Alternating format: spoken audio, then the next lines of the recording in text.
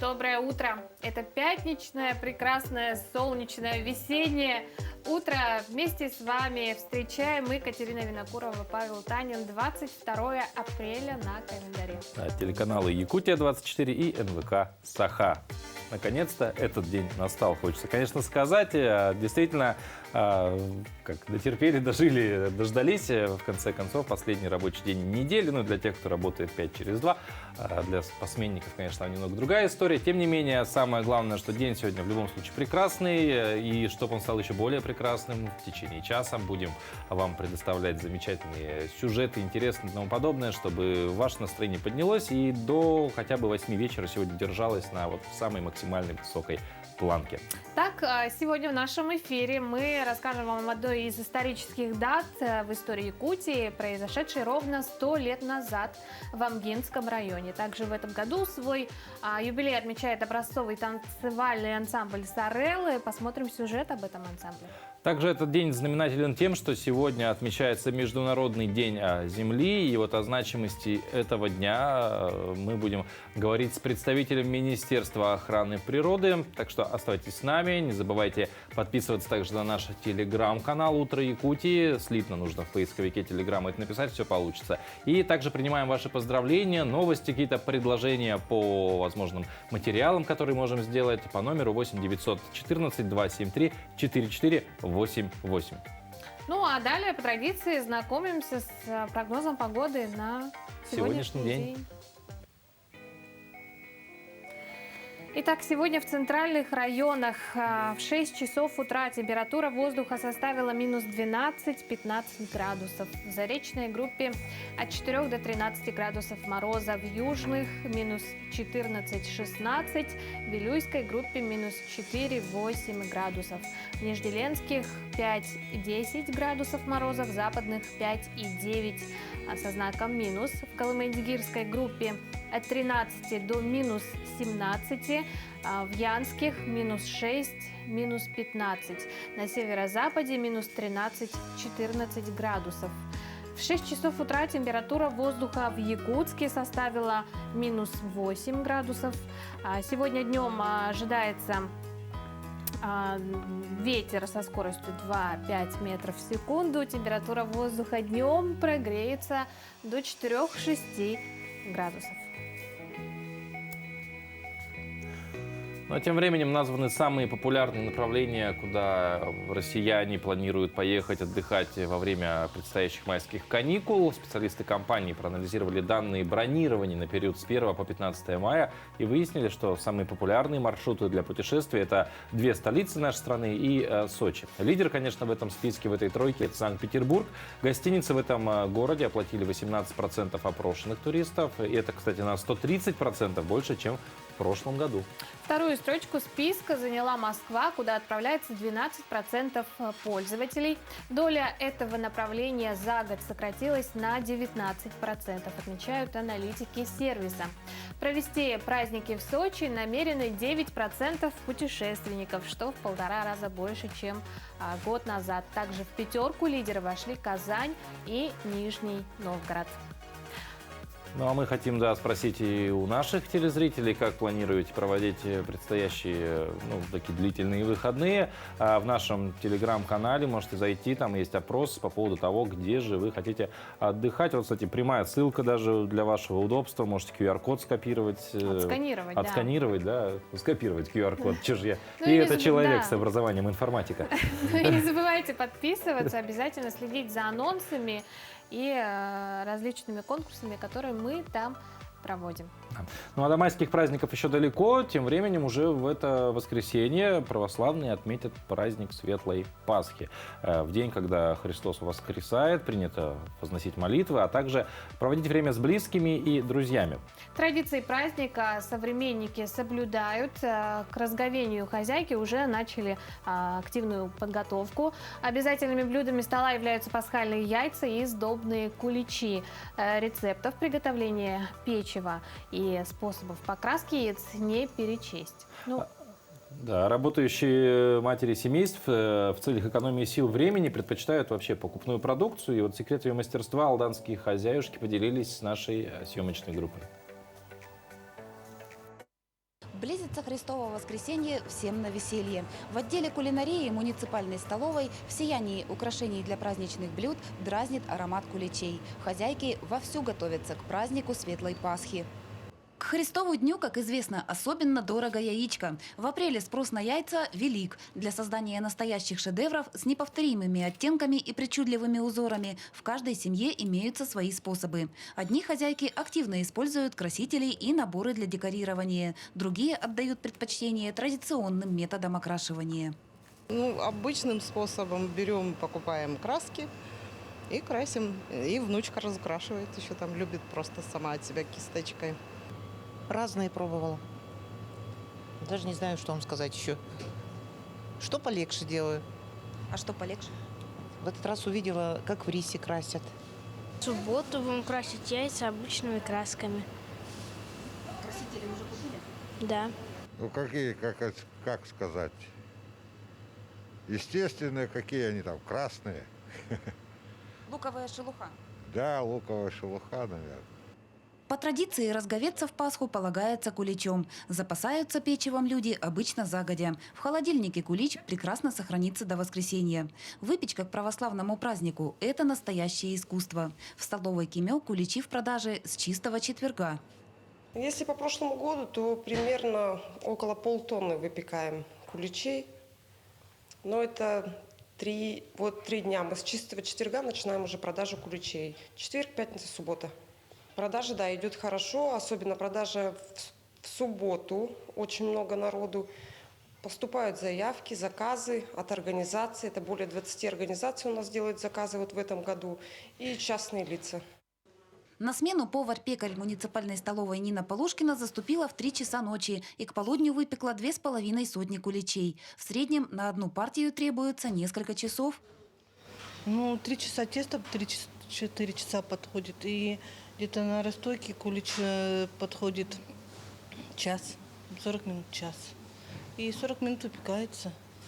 Нина – мастер-универсал. О работе с тестом она знает все.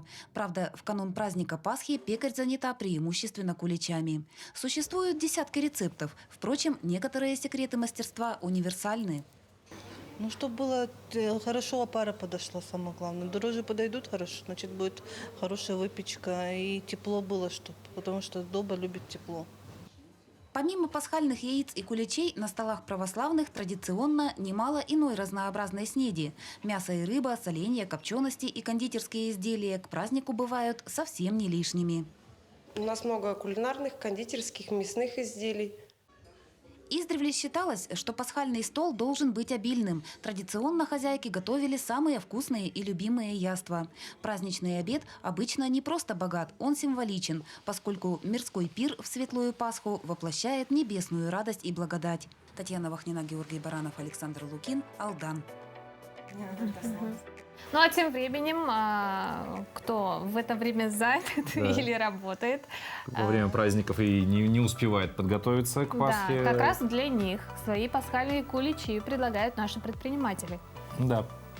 И одним из основных производителей является, конечно же, наш якутский хлебокомбинат. Именно их продукция в этот день продается практически на всех прилавках столичных магазинов, ну и не только столичных. По какому рецепту готовят праздничные куличи и как обстоят дела у главного хлебокомбината Якутии, поговорим сегодня с заместителем генерального директора предприятия по производству Ириной Фурман. Ирина Александровна, доброе утро. Доброе утро. Вот уже перед нами стоят вот эти... Прекрасная замена нашим цветам, которые здесь были. Расскажите, вообще по какому рецепту готовятся эти куличи? Меняется ли рецептура из года в год или остается уже там несколько да, может, лет уже такой традиционная какая-то, да? Я начну с того, что наше предприятие, старейшее предприятие в городе Якутске, нам 82 в этом году. Куличи мы производим на протяжении уже свыше 30 лет.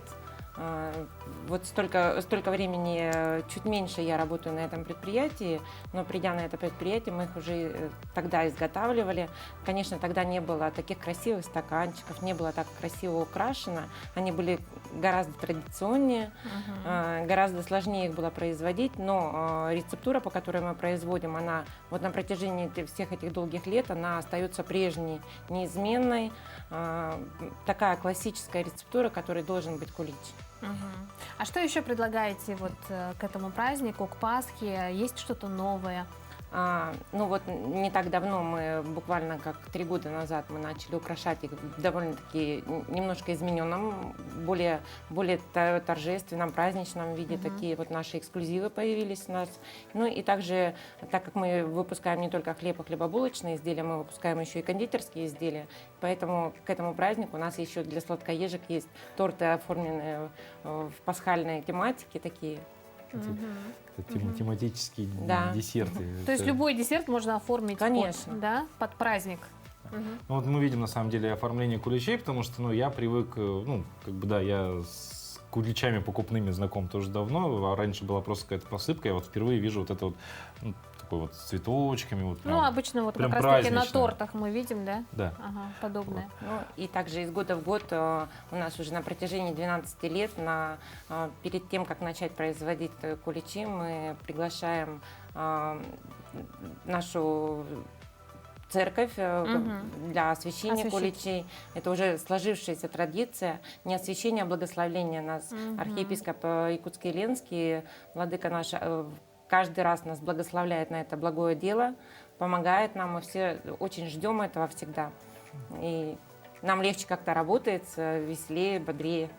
Ну вот давайте от частного к общему перейдем. Действительно сказали, что одно из старейших предприятий города, 80 с лишним лет, это уже большой такой рубеж.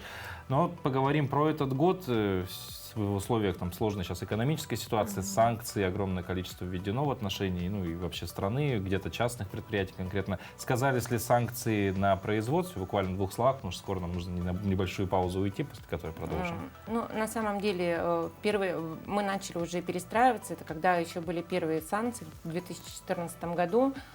Практически перешли все сырье это российского производства. Конечно, есть у нас на предприятии сырье импортного производства, но это то, что не производится в России. Это просто так сложилось, да, это и какао-продукты какие-то, да, и агары, которые в России просто в принципе не производят. Ирина Да. Александровна, сейчас прервемся на небольшую паузу, после нее вернемся. Как и обещали, да. Как и обещали, продолжим нашу беседу. Оставайтесь с нами.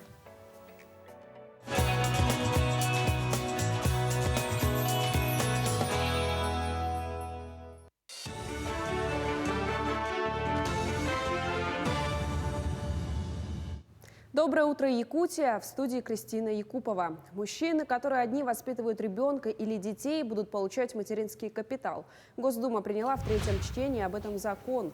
Оформить маткапитал можно на первого ребенка, если он родился после 1 января 2020 года, а также на второго и последующих детей, рожденных после 1 января 2007 года, в случае смерти матери, не имевшей российского гражданства, либо объявления ее умершей. Федеральный закон вступит в силу с 1 мая этого года. Общегородской субботник пройдет сегодня в Якутске. На уборку закрепленных территорий города выйдут все сотрудники предприятий и организаций, независимо от формы собственности. Наводить порядок в столице помогают 18 новых подметальных машин. Мероприятие приурочено ко Дню Республики и проходит в рамках трехмесячника по санитарной очистке. Во всех округах субботники начались 14 апреля и будут проходить еженедельно до 30 сентября. Движение транспортных средств ограничено на улицах Ильминска и Билибина в столице республики до 31 октября. Такое решение приняли в связи с плановыми ремонтными работами. Так, ограничение движения введено по улице Ильминская на участке от Чайковского до Билибина и по улице Билибина на участке от Ильминской до Сергеляхского шоссе. Маршрутные автобусы осуществляют движение согласно разработанным схемам объезда. В Якутии стартовал проект «Победитель» первого конкурса президентского фонда культурных инициатив «Арктическая креативная академия», главная цель которого – содействие развитию творческого потенциала и креативных навыков детей и молодежи арктических и северных районов республики. Участие в проекте примут 14 улусов. В рамках академии будет реализовано 5 образовательных программ – кинолаб, медиа, IT-технологии, мультилингва и проектная мастерская. Кроме того, в рамках проекта будет создан уникальный продукт – цифровой архив нематериального культурного наследия народов Севера. И сроки – это у проекта, который поддержал Фонд культурных инициатив, это президентский фонд, 1,5 года. Но мне кажется, сейчас, когда мы встречались с партнерами, сегодня, когда мы будем презентовать на все 13 улусов, мы уже понимаем, что срока у этого проекта нет. Потому что мы отправляемся сейчас в большое интересное плавание, которое будет обрастать партнерами, друзьями, соратниками. Это «Утро Якутии». Перед нашей паузой мы начали говорить о подготовке и работе якутского хлебокомбината к предстоящей Пасхе. В гостях у нас заместитель генерального директора по производству Ирина Фурман. Ирина Александровна, ну вот да, перед паузой затронули тему санкций, начали отвечать, что в принципе еще с 2014 года вы максимально перешли на все отечественное, и компоненты, и ингредиенты. Но все же как-то сказались и повлияли. Ну, конечно, у нас есть компоненты, которые действительно не производятся в России. Немножечко мы тут зависим, конечно, от этого. Ну и также есть немаловажный такой вопрос – это оборудование. Не все оборудование у нас российского производства, есть части импортного производства. Встает вопрос о запчастях, но он решается. Очень хорошо, вся Россия очень сплотилась вокруг этого вопроса. Есть очень много производителей, которые дружно решают эти все вопросы. Поэтому я думаю, что мы все это преодолеем, все решим, все будет хорошо. То есть, в принципе, уверенность, грубо говоря, перейти на полностью отечественные, как минимум, оборудование, уверенность это есть? Да, я думаю, что немножко потребуется для этого времени, но я думаю, что у нас все получится. Ну вот, что касается муки, да, и других расходных материалов, были ли они закуплены ранее? Вот как с этим? Да, у нас во-первых, мы такой регион, вообще мы вынуждены запасаться, и в этом году это вообще очень сыграло нам на руку. Плюс ко всему прочему, муки мы действительно закупили еще по тем старым ценам до санкционных на целый год, то есть до февраля месяца мы обеспечены полностью мукой. Она практически уже вся пришла у нас здесь на месте. Остается немножечко на той стороне, у нас есть там складские помещения, все в общем-то, все хорошо. А то, что касаемо дополнительного сырья, которое идет, не только же мы из муки пекем, а еще есть и прочее сырье, то обеспеченность у нас до 1 июля. В общем-то, мы спокойно, пока без какого-то особого нервоза готовимся ко всему, но у нас есть вот такая небольшая отстрочка, которая нам очень сейчас помогает. Кстати, с многими мы представителями производственных предприятий, промышленных разговариваем, и всегда, очень на руку сыграло именно то, что мы такой трудный логистический регион, все очень впрок заранее закупаем, и вот сейчас как раз нам это сыграло всем на руку. Да, плохое не без хорошего. Нет худа без добра, как говорится. Да. Ирина Александровна, напоследок можете пожелать что-то якутянам, потребителям? Конечно, очень хочется в преддверии этого прекрасного, восхитительного праздника, Светлой Пасхи. Хочется пожелать всем мира и добра. На самом деле, самое главное – крепкого здоровья, мира, счастья и добра. Мира, счастья и добра и вам, Ирина Александровна, спасибо. И успеху предприятию дальнейшему. Спасибо огромное. Успеха. А мы прямо сейчас, Пасха-то она только вот у нас в воскресенье. Только будет, да. Да, сегодня же тоже есть дни, которые можно как-то ознаменовать, которые ознаменовывают сегодняшний день события. И вот как раз таки я с заворачиваю ними. сегодня слова, очень интересно. Вот какие это события, давайте узнаем.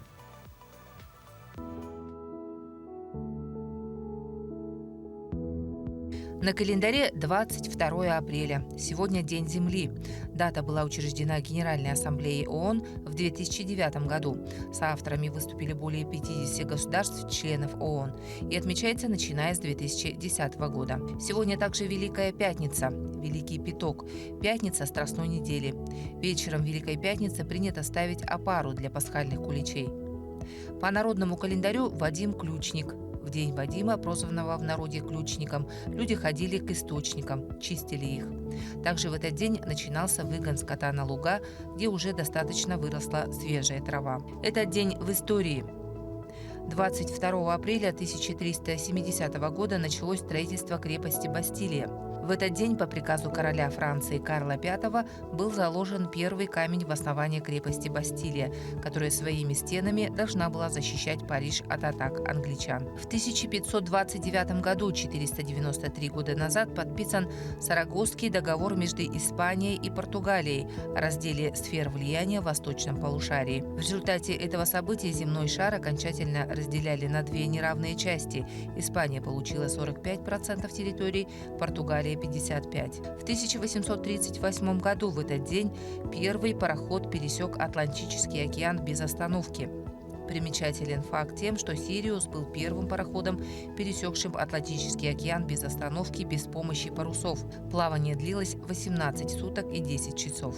22 апреля 1906 года открылись внеочередные Олимпийские игры в Афинах. Современные Олимпийские игры ведут свою историю с 1896 года и были возрождены по инициативе барона Пьера де Кубертена. Согласно уставу Международного Олимпийского комитета, эти соревнования решено было проводить каждые 4 года. Однако в истории Олимпиад однажды прошли игры, которые сегодня во всех источниках называют внеочередными. В 1906 году Греции разрешили провести игры, которые были посвящены десятилетию первой Олимпиады современности в период между очередными Олимпиадами. Так был найден компромисс между МОК и Олимпийским комитетом Греции. В 1972 году, ровно 50 лет назад, в Якутии был создан народный ансамбль песни и танца «Сарел». В этот день родились Иммануил Кант, немецкий философ, родоначальник немецкой классической философии. Владимир Ленин, советский политик, революционер, основатель большевистской партии и Советского Союза. Владимир Набоков, русский американский писатель, переводчик, литературовед. Роберт Оппенгеймер, американский физик, создатель американской атомной бомбы. Иван Ефремов, советский ученый, палеонтолог, писатель, фантаст. 80 лет сегодня также отмечает народная артистка Республики Саха-Якутия, заслуженная артистка ЯССР, почетный гражданин Верхневилюйского улуса Зоя Багананова. Именины сегодня у Вадима, Гаврила и Марфы.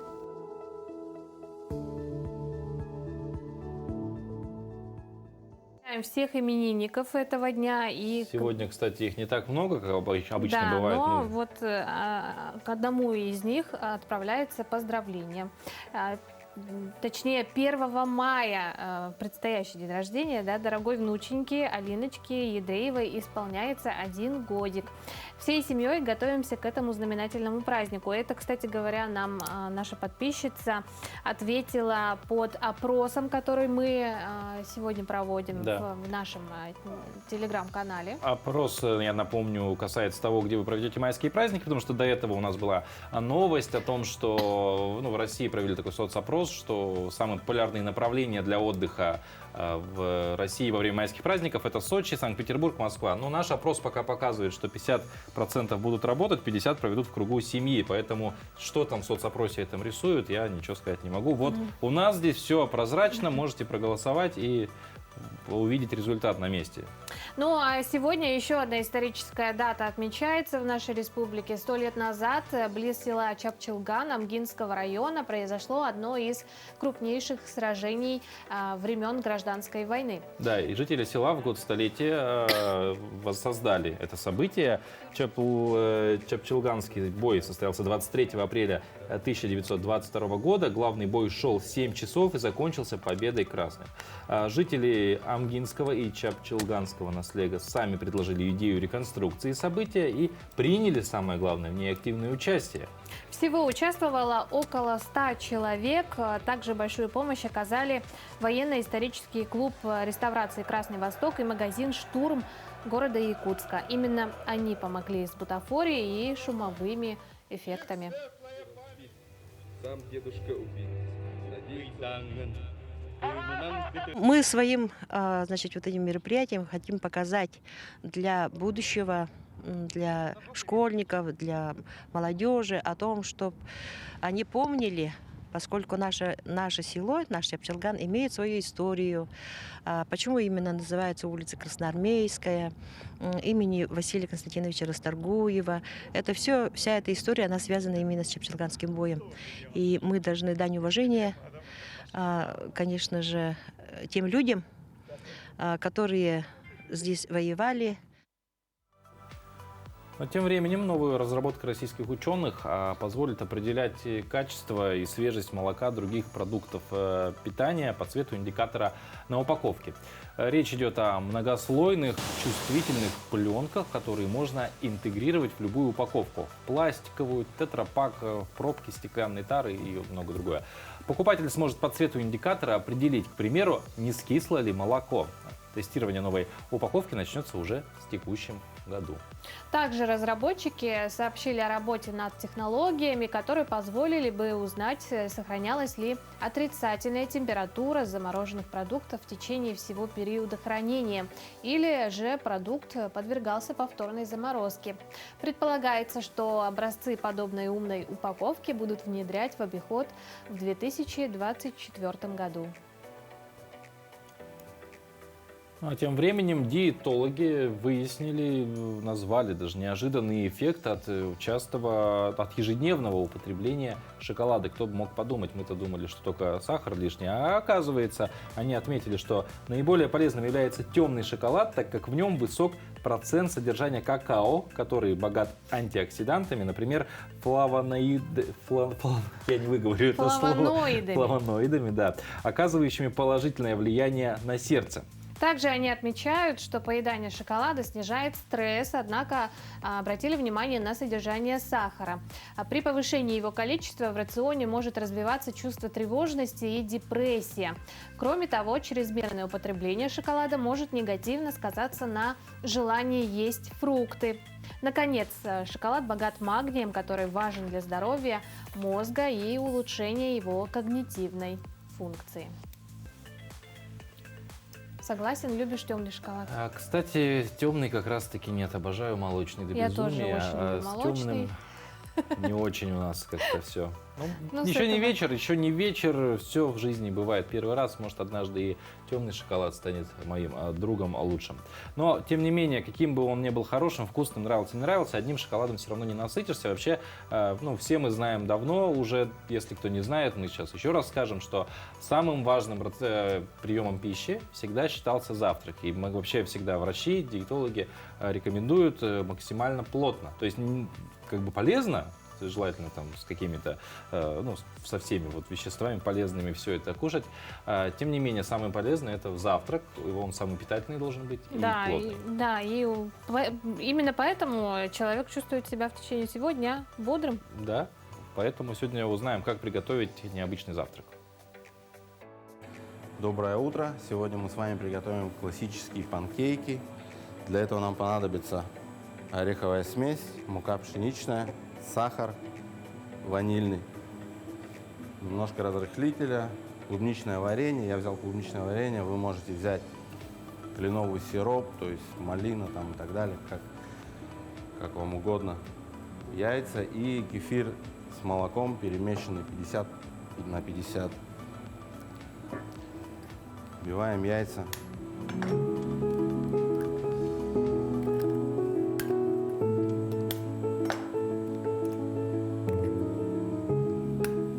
Кефир с молоком,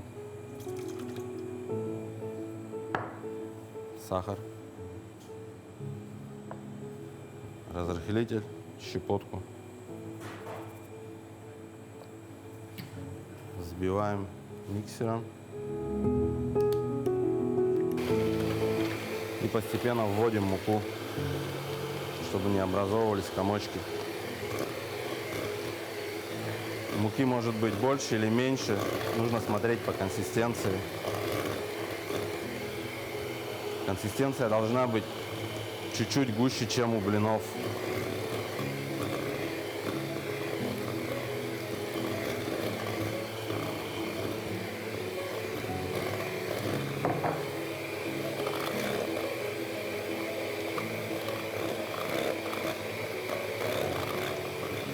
Примерно вот такая консистенция. И в конце Добавляем орехи, сухую смесь. Немножко перемешиваем. И идем жарить.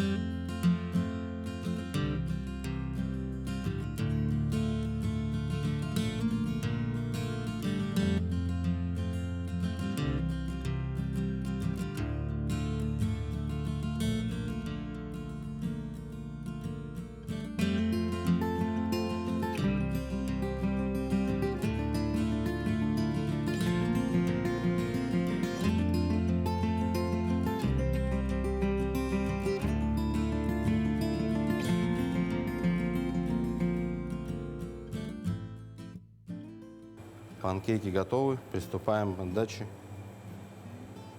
Разрезаем вдоль.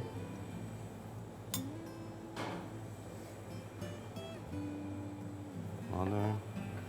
Немного сметаны.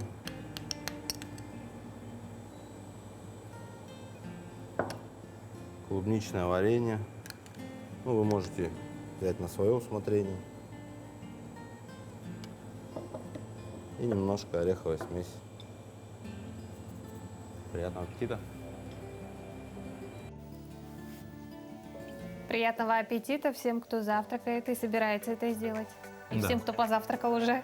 А тем временем сегодня по всему миру отмечают Международный день Земли, и тема этого года «Инвестируем в нашу планету». Этот девиз призывает активнее бороться с главной общей угрозой – это глобальные изменения климата. Главная задача дня – напомнить людям об этой ответственности, о глобальных угрозах и вызовах, стоящих перед нашим общим домом. И самое главное – призвать к неотложным практическим действиям в интересах сохранения жизни на Земле. О значимости этого дня и какие мероприятия будут проходить сегодня и в последующие дни мы поговорим сегодня с руководителем группы экологического просвещения регионального министерства экологии Владиславом Виллигура. Владислав Александрович, доброе утро. Доброе утро. Но вначале поговорим давайте о значимости нашего региона для страны, потому что иногда Якутию называют легкими нашей страны, потому что, видимо, нетронутая территория очень большая, очень много лесов, тайги и так далее. Вообще, какова значимость Якутии с точки зрения экологии для России? Ну, конечно, переоценить значимость нашего региона очень сложно, да, потому что все мы знаем, что 3 миллиона квадратных километров, как самый большой регион Российской Федерации, он, конечно же, вносит свою долю в экологическое состояние всей России. Ну, хотя, как вы до этого упомянули, что не только России, но и всего мира. Ну, мы, понятно, что находимся севернее, да, и от нас начинается как бы все,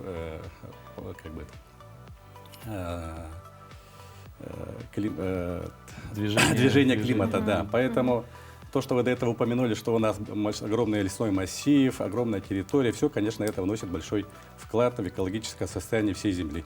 Ну и, конечно же, та система, которая у нас сейчас сложилась, система особо охраняемых природных территорий, она также влияет на эту сферу. В чем уникальность нашей природы, в отличие от других регионов? В чем особенности? Я как до этого уже сказал, что все-таки северный климат наложил свой отпечаток, у нас неповторимая природа, и это отмечают все гости, которые посещают нашу республику, которые повторно к нам приезжают. Я думаю, что самое главное, конечно, это то, что сами жители республики Саха-Якутия вносят свой огромный вклад в сохранение, охрану окружающей среды. Конечно, это очень радует. Но все мы знаем, что легче предотвратить, мы говорим, что есть такое понимание, нарушений каких-то правил экологических и так далее. Всегда, конечно же, лучше предотвращать, чем потом наказывать кого-то и так далее. Какими механизмы профилактики именно нарушений в сфере окружающей среды сегодня применяются? Ну, до этого, конечно же, как упоминалось, профилактика – это экопросвещение. Вот эта тема, она является основным механизмом работы вообще с населением, с подрастающим поколением. И тема экопросвещения, она должна пронизывать все слои населения, от мала до велика. Да?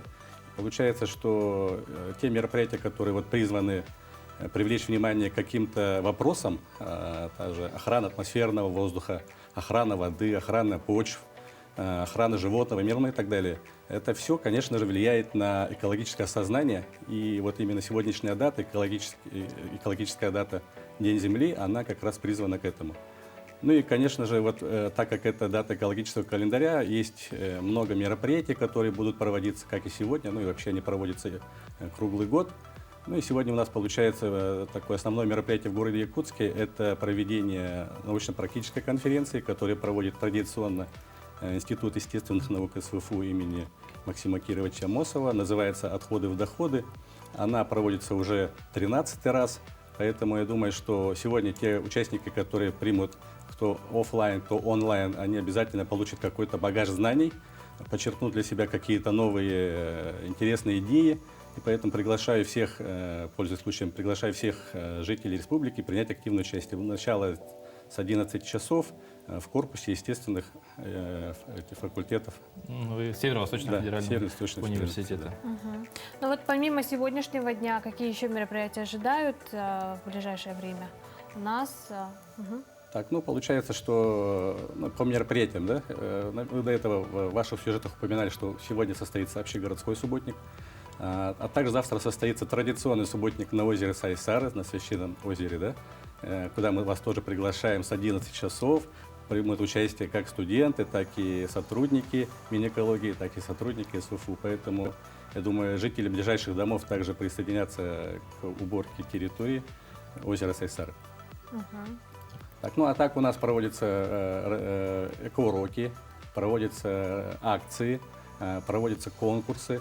Ну, если сейчас упоминать, конечно, это очень займет большое время. Огромный пласт работы, да. Но самое главное, что, в принципе, просветительская работа ведется. Да, и в том числе говорят... и на детей направлена. Да, также. ну получается, что работа ведется не только Министерством экологии, ведется многими ведомствами, министерствами, да, наши партнеры, так, Министерство образования, Министерство жилищно-коммунального хозяйства, другие какие-то партнеры, некоммерческие организации. В общем, комплексная работа да. всех заинтересованных. Владислав Александрович, спасибо большое. Мы вас, как причастного человека, поздравляем с Международным днем Земли. Да, спасибо большое. Вот, спасибо, что ответили на наши вопросы. Ну а прямо Спасибо. сейчас небольшая пауза, после нее вернемся.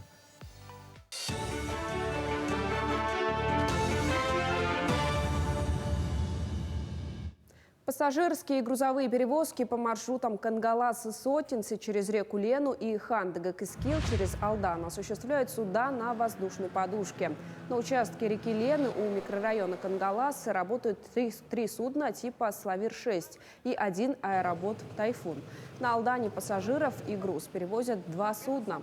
По маршруту Якутск-Нижний Бестях ходят более 40 судов – «Хивус-10», «Тайфун» и «Нептун-23». Стоянки находятся на территории дамбы в 202 и 203 микрорайонах столицы республики. Тарифы на перевозку останутся на уровне прошлого года – 1500 рублей. Во время ледохода, когда задействуют аэроботы, цена повысится до 3000. Якутская ГРЭС-2 в сложившейся экономической ситуации из-за объявленных Россией санкций работает в штатном режиме. Предприятие обладает всем необходимым генерирующим оборудованием, которое в зависимости от электрической или тепловой нагрузки полностью готово к ее покрытию. В настоящий момент Якутская ГРЭС-2 работает полностью в изолированном режиме, и санкционное давление никак не влияет на выполнение планов по поставке тепловой и электроэнергии потребителям, а также по техническому обслуживанию оборудования, в том числе иностранного производства. Проектную документацию моста через реку Чуон-Алыра одобрили госэксперты. Его стоимость ориентировочно 408 миллионов рублей. Об этом на апрельской сессии районного совета рассказал глава Мирнинского района Александр Басыров. Сейчас специалисты готовят проект. В целом, по словам главы, на региональной трассе Аннабар дорожники провели работы на сумму 248 миллионов рублей. Почти в 4 раза больше понадобилось на федеральную автодорогу Вилюй. Вне национального проекта также имеются планы. На строительство мостов через реку Сюльдюкар и ручей Кюкуйдах из Дорожного фонда Республики Саха-Якутия выделены средства в размере 104,5 миллиона рублей. Срок завершения строительства – декабрь 2022 года. Открытие экспозиции представительного органа прошло в музее города Якутска. Событие вошло в план подготовки и проведения юбилейных мероприятий, посвященных 200-летию Якутской городской думы, которая является одним из старейших представительных органов на Дальнем Востоке. Так, музейная экспозиция охватила весь период существования Гордумы, представив как информационные стенды, так и предметы быта и культуры и фотографии. Экспозиция получилась неплохая. Я вот, пользуясь случаем, хочу пригласить горожан, чтобы они посетили, посмотрели историю представительного органа. Ну и, конечно же, хотелось бы, чтобы наше подрастающее поколение уделило внимание, тоже ознакомилось с этой экспозицией. Почему? Потому что дети – это наше будущее. У меня на этом вся информация. Это «Утро Якутии». Мы продолжаем. Сегодня 22 апреля. Да, пятница. утро набирает обороты, скоро перетечет плавно в день. А утром, помимо того, что завтракать, пить кофе, умываться и так далее, многие люди, владельцы домашних животных, в частности собак, что делают? Гуляют со своим питомцем. Вот наша следующая рубрика поможет это время провести не просто приятно, чтобы собака погуляла, но и полезно, и научит дрессировать. Доброе утро, дорогие телезрители! Сегодня мы с вами разберем команду «Стоять». Также покажу на немецкой овчарке Парабель. Бери рядом. Команда «Стоять» выполняется из двух положений. Когда собака сидит и когда собака лежит. Из положения «сидя». Первоначально я без лакомства объясняю собачке, что я от нее хочу. Движение тела. Правой рукой беру за ошейник. Присаживаюсь на одно колено. Бери, сидеть. Да. Команда первоначально у вас сидеть была. Перед тем, как дать команду стоять, ваша левая рука заносится слегка под живот, ближе к задним лапам. Бери, стоять под живот, и задние лапки вы отодвигаете назад. То есть передние лапы стоят на месте, а задние лапки отодвигаем назад. Притом не слишком далеко.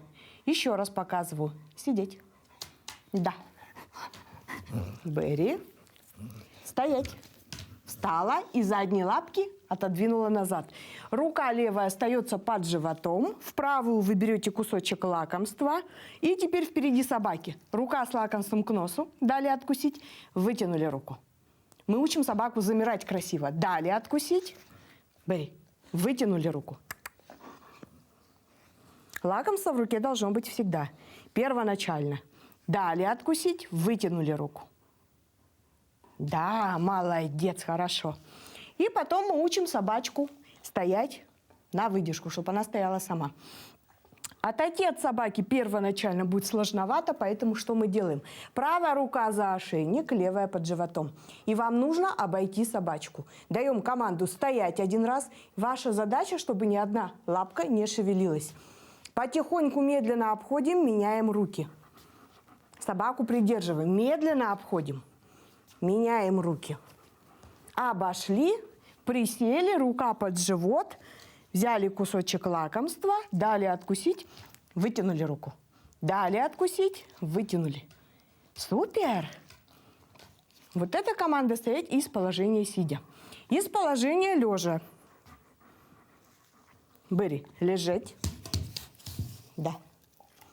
Из положения лежа собака должна сразу же 4 лапами встать. То есть не села, а потом встала, а сразу же 4 лапами. Нет, лежать. Первоначально тоже лакомство убираем. Правая рука за ошейник, левая под живот. Произносим команду «стоять» и помогаем собачке встать на 4 лапы. Бери, стоять. Сразу же 4 лапки. Еще раз показываю. Лежать. Рядом. Лежать. Да. Правая за ошейник, левая под живот. Бери, стоять. Поставили. Левая рука под живот придержали. Берем кусочек лакомства. Так. Подожди секунду. Дали откусить. Вытянули руку. На. Дали откусить. Да, вытянули руку. И опять отдаем кусочек. И также команда «стоять». Обходите круг. Первоначально это будет круг. Бери, стоять. Первоначально вы обходите круг, собачку придерживаете. Потом, когда у вас собака обошли, если стоит хорошо, можно даже не присаживаться. Левой рукой под живот поддержали, дали кусочек лакомства перед собакой. Когда собака научилась стоять, вы обходите круг, уже не придерживая собаку. Берри, стоять. То есть собака стоит, а вы обходите круг. Собачка может поворачивать только голову. Лапами не передвигает, да. И потом вы уже выходите перед собакой. Встали перед собакой, дали кусочек. Кусочек должен быть в нос. Если вы задерете руку с лакомством, собака сядет. В нос. Похвалили. Шаг назад. Подошли, похвалили. Команда стоять. Потом 2 шага назад. Подошли, похвалили. И потихоньку вы расстояние увеличиваете. Не торопитесь. Команда стоит самая сложная. Ваша задача, чтобы собака встала как вкопанная, 4 лапки поставила, все, больше не шевелится. Молодец, хорошо. Бери рядом. Да. Ну а на сегодня все. И увидимся в следующем эфире. Да, творчество Айвазовского тебе знакомо? Его еще в школьной программе, по-моему, проходит. Ну, знаешь, как-то у меня с такими вещами все очень всегда плохо. Я больше по музыкальной части. Ну вот об этом великом, тем не менее, художнике мы сегодня будем знакомиться, точнее его с картиной, в нашей рубрике «Музейный гид». Иван Константинович Айвазовский – великий певец моря. За свою жизнь он создал свыше 6000 живописных произведений, в которых воспел красоту и величие морской стихии. Иван Айвазовский родился в 1817 году в Феодосии, в Крыму, в семье армянского купца. Он с детства проявлял любовь к искусству. Хорошо рисовал, самостоятельно освоил игру на таком музыкальном инструменте, как скрипка. Способности к мальчика к изящным искусствам заметил градоначальник Феодосии Александр Казначеев, который поспособствовал тому, что молодой человек поступил в Императорскую академию художеств. Молодой художник быстро и стремительно приобрел всемирную известность, навсегда вписав свое имя в историю мирового искусства. Крупнейшее собрание картин Ивана Константиновича Айвазовского хранится в Государственной Третьяковской галерее, в Русском музее и Феодосийской картинной галерее имени Ивана Константиновича Айвазовского. В собрании Национального художественного музея Республики Саха-Якутия также имеется работа за авторством художника. Она называется «Героиня Бабалина с охотниками под градом выстрелов прорывается сквозь турецкий флот к грекам». Эта картина была написана художником в 1880 году и впервые была представлена публике на выставке в Академии художеств в 1882 году. Фонды Национального художественного музея Республики Саха-Якутия картина поступила через Министерство культуры в 1963 году. Как вспоминал сам художник, в детстве он часто копировал гравюры с книг о борьбе греческого народа против османского владычества. Национальная героиня Греции Бабалина была в числе тех героев и тех людей, которые он видел на страницах литогравюр. В основу полотна легли реальные исторические события, развернувшиеся на территории современной Греции в первой трети XIX века. Это крупное по своему формату полотно написано в темно-синей цветовой гамме. На небольшом катере лунный свет освещает фигуру женщины, которая обращается с пламенной речью к солдатам, взывая к их патриотическим чувствам и поднимая их на решительный бой. Изображенная женщина, настоящее имя Ласкарина Бубулис. Она была во втором браке замужем за капитаном Димитросом Бубулисом, который погиб в схватке с алжирскими пиратами, но своей супруге он оставил свое очень крупное предприятие и корабли. На собственные средства Ласкарина построила 18-пушечный корабль «Агамемнон». Она также принимала активное участие в финансировании подпольной греческой организации «Общество друзей», поставляла оружие и продовольствие. Была одной из тех, кто была на передовой линии огня в освобождении очень многих греческих городов от власти Османской империи. И в том числе и такого города, как Навплион, который с 1828 по 1833 год был первой столицей Греции. На греческом острове Специи героине Бабалине поставлен памятник, а во многих городах Греции и Кипра улицы названы в ее честь. Чуть отрежется.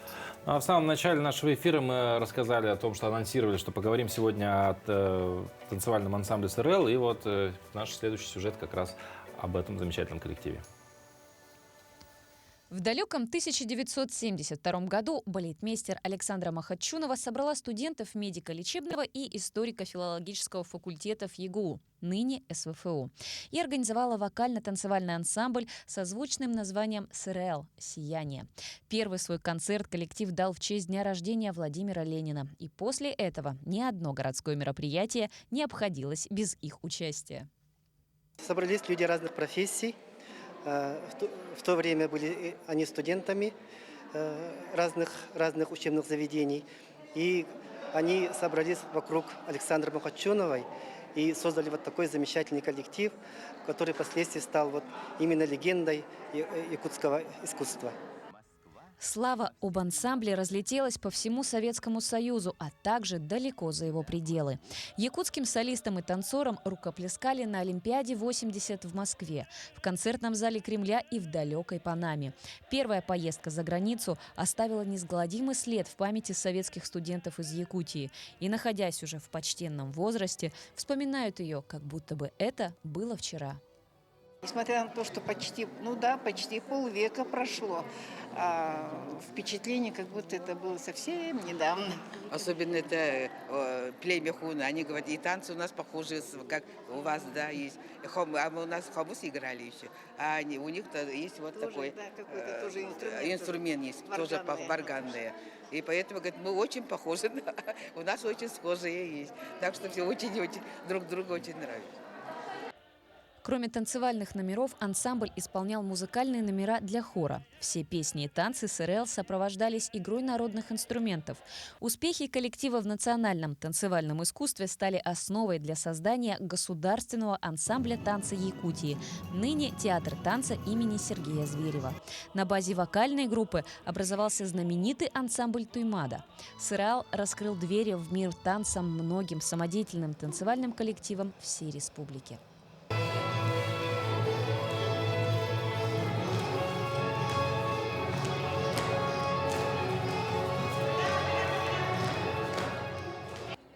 Сегодня в честь 50-летнего юбилея ансамбля состоится концерт «Легенда 20 века. Ансамбль СРЛ», на котором на одной сцене выступят известные артисты и участники ансамбля разных лет, люди разных судеб и разных профессий, которых объединила любовь к искусству, которую они пронесли сквозь года, чтобы спустя даже полвека вновь выйти на сцену.